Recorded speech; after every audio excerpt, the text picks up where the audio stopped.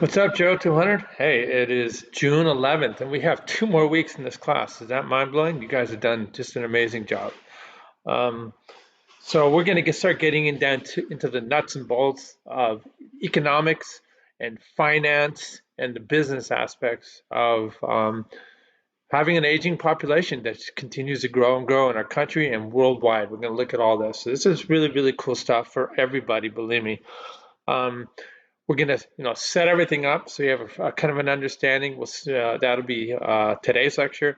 The lecture I'm going to do tomorrow that I'll be sending out um, kind of sets up where we sit as a nation in terms of, it stacks us up. How many people have retirement? If they do have retirement, how much do they have? What kind of expenditures do they have? Are their finances going to meet um, their financial needs, their expenditures? Okay, so it's almost like an individual gross domestic product, and uh, and we'll get a real feel of the trouble that is happening in our country. Yes, people, wealthy people, rich people get nice things. It's all good, but that is a really small percentage. You can see right here, see that? Check that out. All right, so I have a broken wing. Okay, it's all part of aging. Okay, if we were to look back on aging, I'll just go right into the weekly assignments. Okay, so we went through theories of aging and some of the age-related decline. Okay, so I have less protein turnover. Um, Elastins and collagens underlie the wrinkles that I have in my face that are not working as well, and it also happens in your joints. Everybody has their Achilles heels, and Julie talked to us about her own experience with cancer. A lot of you people have problems in terms of diabetes and heart disease in your families. There's Alzheimer's disease, and in my family, we tend to have arthritis and we tend to tear out joints. All right, so I've had lower back surgery. I had shoulder surgery, and this guy a while back had 4 knee surgeries. It's also being an athlete. You play hard and you pay hard. So I had 2 weeks of surfing in Costa Rica. It was all good. I'm going to be 67 here in about 2 weeks. And the first day I come back from Costa Rica, what do? I'm changing the sheets on my bed, and my shoulder goes kick, kick, kick, pop, and and it was otherworldly, the pain. And so it's still really sore. I'm going to go see my orthopedic surgeon tomorrow.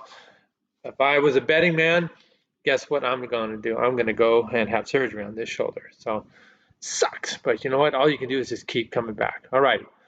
So let's get into this. In terms of the economics of aging, the cost of paying for these problems. Okay, the biggest burden are the non-communicable diseases of aging.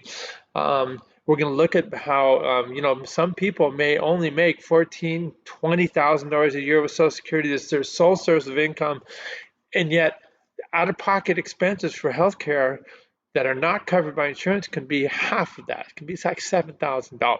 Okay, then we have the cost of caregiving that we talked about, enormous. Okay, whether you're doing it and so you're not working and you don't have wages coming in, or the cost of hiring a surrogate to do it for you is super expensive. Can be up to $150,000 a year if you're more high end. And again, 100% out of pocket. There's no insurance that covers that. All right. So these are all these economic financial hurdles that we're all going to see. And we're going to see your generation is going to be having to deal with that even more than my generation if we look at it on average analysis. Okay. So we're going to do some review here with this article. It's an easy article because you guys are pros already at this. Okay. We're going to look at some examples here in this article of what retirement should be like. Okay, cases where somebody's doing okay, and other cases where people are really not doing okay, and like I said, half of their paycheck is going towards health care, or half of their paycheck's going towards rent. They end up having on a monthly basis just a couple $100 a month to live on, and how it's not working out. Okay. We'll get into that then and with the discussion. When you have all this stress, okay, so this was a really cool video that was done really it was centered around some of the recession and the economic collapses and biologists went in and looked and found a lot of the problems that we've seen with aging accelerated in these people. Okay, so their biology was compromised by their economic workplace situation, okay, joblessness, and it's very stressful, and stress can cause a major decline. We have stress-related diabetes, stress-associated dementia, stress-related cardiovascular disease. Stress changes a lot of the chemistry inside your body, especially in your blood, and there's hormones that get in there and that can really, really work at you. The end of the chromosomes, the telomeres, are impacted, okay? Um, we find out that with advances in society, okay, where things are a lot more technological, it's a lot more difficult for people of my generation, okay, to keep up, to be competitive, to be able to work the 15 hours a day that are necessary. And so we start finding that even though financially we can't make ends meet, we also are not competitive in the workforce. And that's what this is all about. And then we finish this up with an absolute must. And this is kind of a look forward, okay? And it documents how many people are in the baby boom generation are experiencing severe financial struggles. Um, they lost everything. They have no retirement. They have no housing. Um, the author of Nomadland talks about the research that was done. If you haven't seen that movie, it's phenomenal. You should check it out. Where people are forced to live out of their vans. We see it with homelessness, and is it choice? No. You're working hand to mouth. Suddenly, you can't get a job, and this is what's happening. Okay, and the projections here. Okay, it's been tough for a large segment of older Americans in terms of the retirement years, and that are baby boomers. It's going to be even tougher for Gen Xers, even tougher for the millennials. And guess what?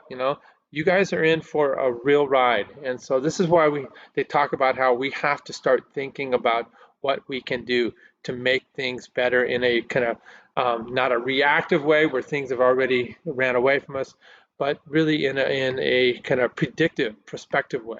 Okay, that's what this chapter is all about. It's super real. I hope you guys take it to heart. Okay, all right. So we're gonna click on this article right here, and it's a really good setup. Okay, um, and what I'm going to do is I'm just going to use my little hand here to advance myself. So we're going to again, the economic and as a consequence, social implications of an aging society. If you don't have the money to support older people as a society, what's going to happen to them? What are the social implications? If you don't have the money individually, what's going to happen to your social circle and the expectations? Okay, so again, we've gone over this, so this is kind of review, but the number of countries that are now reconsidering their pensions to reduce the deficits in their gross domestic product. Okay, we saw people rioting in France. Okay, because they had adjusted their entitlement programs, their version of Social Security, so that people had to work. I think it was age 60. We're already all the way up there to almost 67. Okay, it's going to keep growing and growing. The expectation is that you have to be able to care for yourself. The government won't be able to finance caring for you. All right, it's really hard to wrap your head around that. I'm 67. I like working, I like teaching, but if I had a job that was reliant on my physical abilities, I would be in a world of hurt right now. Okay, and yes, this is the middle class of America that's in the world of hurt. All right, so they look at the numbers here, and again, sorry. Oh no no no no no no no no no no no! I'm just going to get out of here. I'm going to go back in. Sorry about that.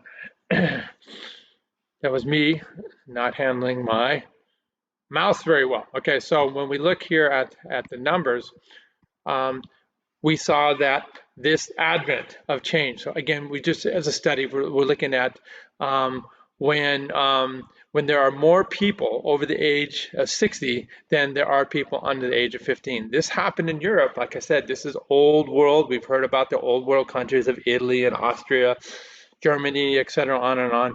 So this happened when we went into the new millennium, when we went after the year 2000, okay? North America has reached this point in 2030, so we're almost there.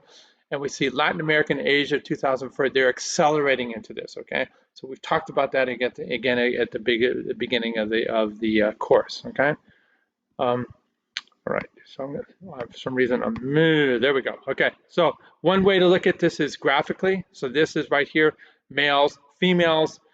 We see right here, this is in, scroll all the way to the bottom, what the scale is talking about right here, population in millions. So we're looking at hundreds of millions of people, okay? All right, and this is looking at worldwide, and we see that, back in 2010, there were a lot of young people, okay? It had more of a pyramid shape, not as many older people, okay? More women than men, because women outlive men, we saw that, okay? And then we scroll up here. In fact, I'm just gonna screw this thing. I'm just gonna use my cursor, all right? And we come down here, we see the projection in 2050, okay? So we see how lopsided it is getting. So there's more and more and more and more older people, okay? So, and this is just, some numbers that support everything. So what are the drivers of this? We already are very familiar with this, okay? It's so hard to make it in society that we delay having children, okay? So we got to get ourselves educated, we got to get ourselves skilled, to be competitive and have the kind of career that's going to set us up financially that will be comfortable throughout life and hopefully comfortable in our older years over age 65. So if we see fertility rates have dropped and dropped and dropped and dropped, and they go through all the countries right here. All right, so when we look at, what are some of the drivers of the lower fertility? All right, so we have these technological advances. All right, it changes the labor market. You got to get more skilled.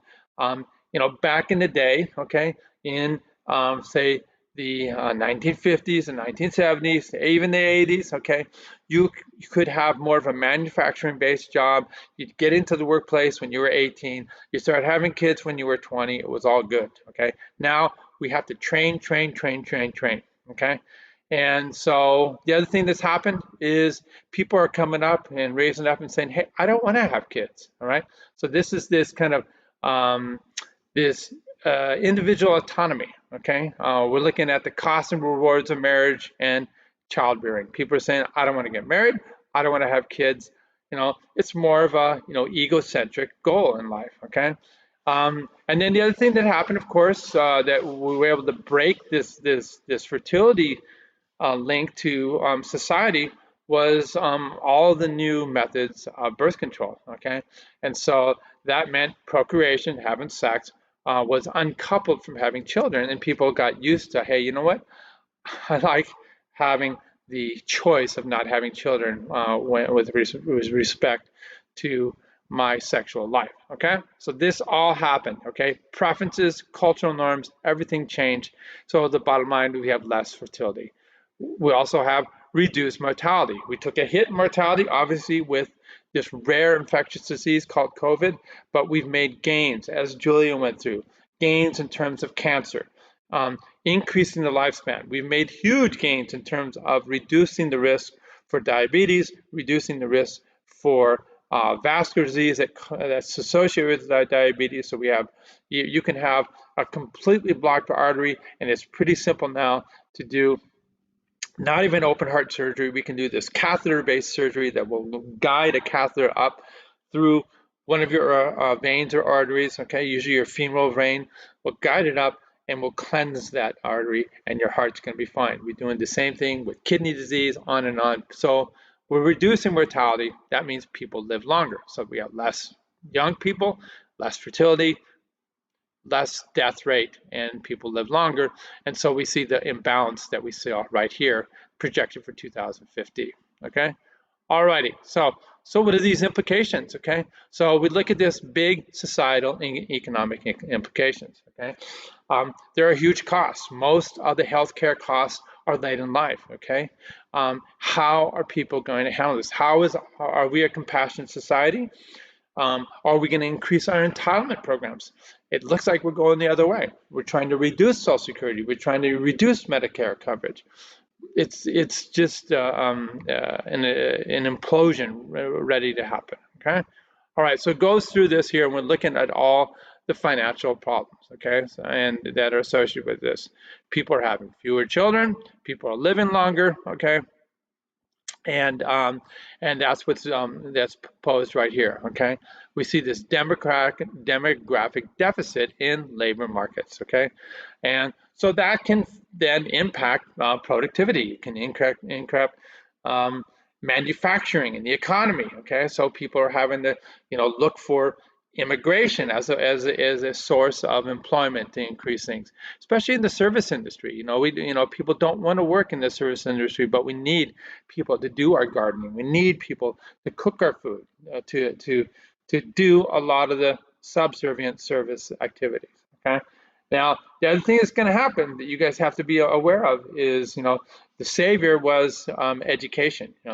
Get a college education, get more skilled, and then you had a huge return on your investment, and you do great.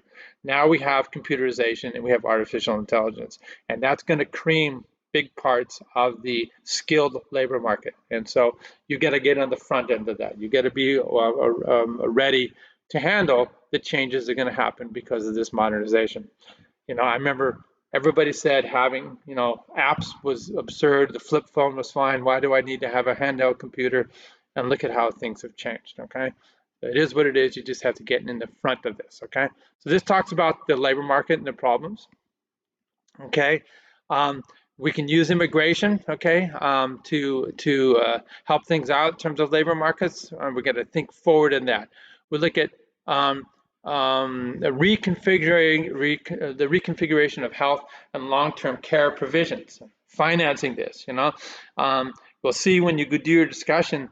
It's been forever that the lowest paid employees are doing this super important job of caregiving, whether it's assisted living facilities, nursing facilities, or home health aides. That's got to change. So we got to figure out a way to increase the labor market there, so it's a reasonable career track. We know this right here, okay? This comes from remember your dependency ratio and how this is shifting, okay? Caring for young people, not as big of a deal as caring for older people. And importantly, the number of young working people that are going to be able to help these older people, all right? Okay.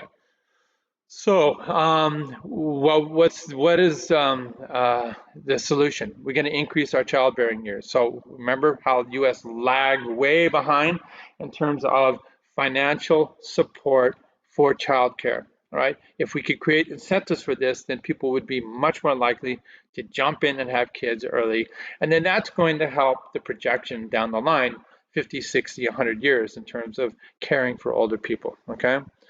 So what's the other solution? Well, if you guys are going to have kids, then we're going to tell you you're going to have to work longer because government is not going to pay for you anymore. All right, you can't rely on Social Security and Medicare. All right, for a comfortable life. So you got to figure out how to work longer. So that's the big push. Okay, healthy aging, so you can do that. Okay, so we're looking right here. Okay, people are living a lot long. This is life expectancy at birth. Okay, um, and we see right here if you're wealthy. Okay, right here, high income, you're going to live longer. Okay, we see you get a bump. Okay, in terms of the healthy life expectancy here is more so than low income people. Okay, you see how it ramps up a little bit more right here. All right. Um, but yeah, but the bottom line, you see that deficit. It doesn't matter who you are, okay? You have, this is low income with lower life expectancy, okay? Projection here is, again, looking backwards. This is higher income with life expectancy, okay? Going from 2000 to 2012. Bottom line is money gets you good things, and that's what that's shown right here. In the end, also, you see this right here. It doesn't matter who you are, there's going to be a period of decline, okay? So you see this healthy life expectancy versus true life expectancy. This difference between here and here is kind of like this stuff, okay? We're going through decline, all right? So how do we postpone frailty and disability? Okay, we encourage better diet, exercise, social programs, okay? Get rid of loneliness, okay?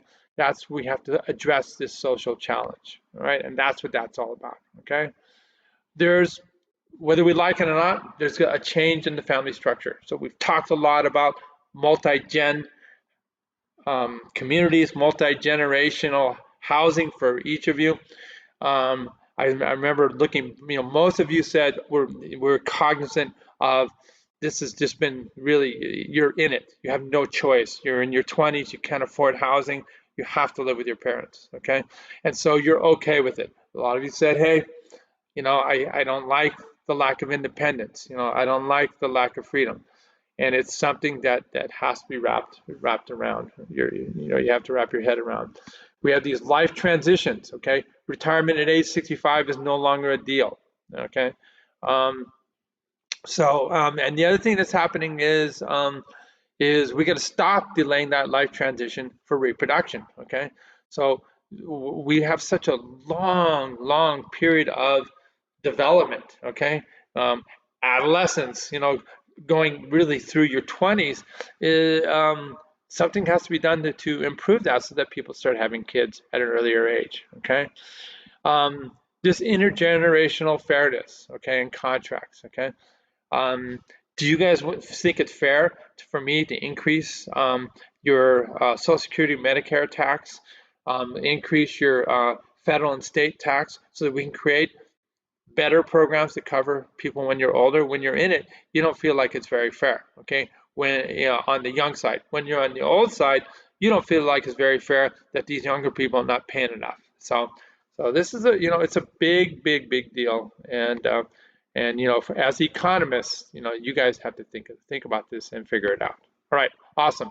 So that's the tour of that, and then we look in here, and then these right here are individual examples. Okay, so we have a PDF file right here, and then we actually have the NPR article. Let's see if the article is actually up and running. It is, okay? So we're looking at that one segment I was talking about, okay? Older Americans are increasingly unwilling or unable to retire, okay?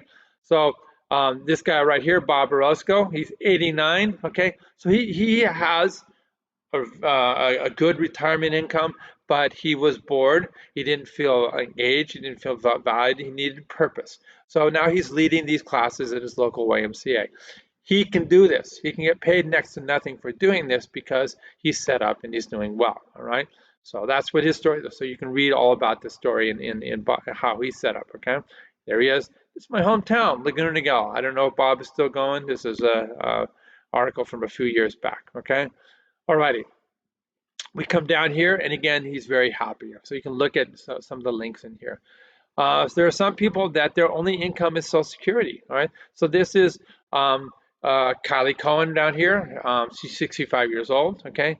She worked as a TV copywriter, a librarian. Okay. She was, again, if we look at the demographics, somebody who is going to be economically at risk because she was a single divorced mother. Okay. And so she's scraping by using food stamps and Social Security at age 65, right? So there's Kelly right here. Even though she was in a very successful program working for, the media, TV, she, did not have a retirement program that helped her out. So she's lucky she got into senior living. We're going to see later on when you do your discussion, there are people that there's not enough senior living, and so people have high rents that they can't deal with, so they start living out of their cars. Okay. Anyways, we see right here, 79% of her Social Security is spent on rent. That leaves $245 left on everything else. God forbid she now has an addition, some type of medical challenge, and all the out-of-pocket expenses. Okay, so this is a big deal. This is her neighbor living in the same subsidized senior living facility, so it's reduced rent, and she's still going through the same problems. Okay, and all the life hurdles that she had to go through. She declared bankruptcy last year. Okay, and it's these are really tough stories. Okay, it's a nice place. They're lucky. A lot of people are not that lucky, even though they are really in financial dire straits. Then you have somebody that can retire with purpose, okay? What's the difference here? Carrie Eagles, age 70, she has a full pension, okay? This is not the defined contribution. I'm going to train you guys in your 401k or your individual retirement accounts. She worked in a government-based job, worked in the public school system, so she has a full pension, guaranteed income the rest of her life. That is fairly lucrative, and so she's then turns it around. She's happy, okay? She doesn't struggle, and now she can use the free time she has to go back and volunteer. And volunteering is an amazing thing to do. So that are the three stories right here. They're really, really good examples. Of the kind of differences that people are experiencing. All righty, scroll down here, okay? And like I said, so we can look at the biological aspects of aging.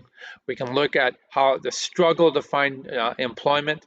And then we go down here, and this is just, like I said, this is just an amazing, amazing video. And we are hitting a moment where the elder boom, it's not a trend. It's actually a whole new way of life for our country.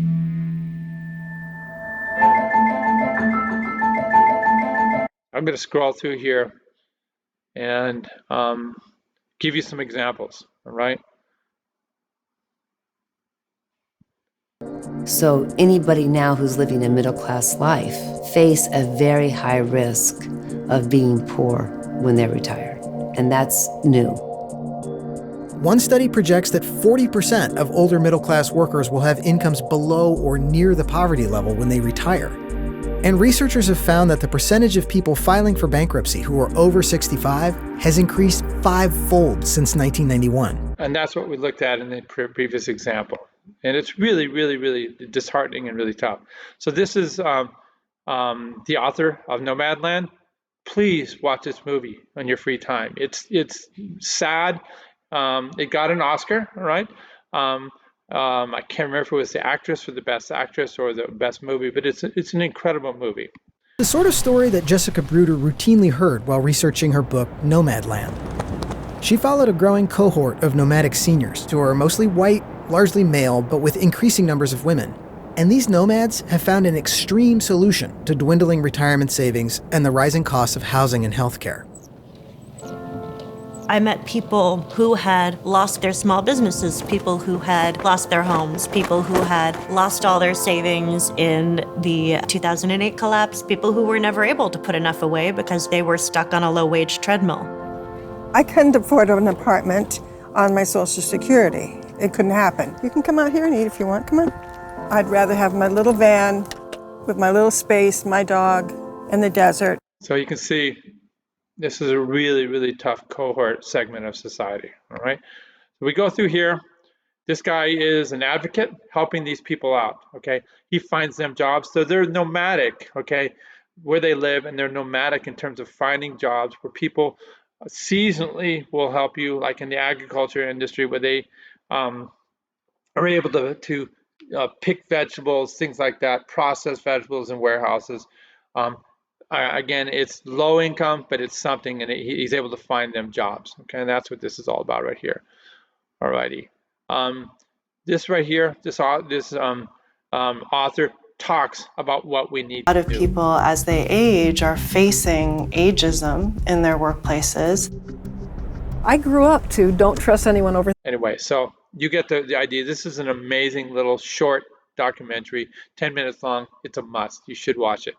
And then when you've gone through all this, you're going to come back up here, and you're going to come about, talk about how work experience will impact your aging. If I was in the manual labor segment, let's say all I did was gardening for a living, I wouldn't get any income right now. I'm not. I use my brain. I'm still getting paid, even though I can't use my shoulder. Okay, and then. As business majors, I want you guys to look at this and start coming up. We need to come up with some projections, some solutions, okay? That's all we're asking for. And it's not really for me. I'm fine, okay? It's really about you guys. What are you guys going to do in the future, all right? All right, so that's it for now. Peace. Okay, a lot to think about, and we're gonna what we're gonna do here. We'll see. We're gonna go back to the upcoming weekly assignments, and what we will then do is we're gonna come down here. We're gonna look here at how well people have prepared in our country, so you know where we stand as a country and our society. You'll see not very well. And we're gonna look at the data on that. And then I'm going to train you guys, okay, how to become your own financial planner, okay, how to start setting things up, how to project so that you will not be on the wrong side of retirement, all right? So that's the goal here, all right? And then associated with that, then, boom, boom, boom, boom, boom, we're going to show you here is your second critical thinking assignment. And then this one, what we're going to do is we're going to show you what happens. You are actually going to invest in IRAs or a 401k. You're going to watch how your money will grow if you just plan and start investing small amounts while you're young, okay? And that's, my friends, is what is critical thinking assignment number 2. And you come down here, scroll down here, and there it is, all right? So it seems like a lot. It's not. It's super fun, and you're going to trip out on how your money grows, okay? All right, guys, peace, and we'll see you next time.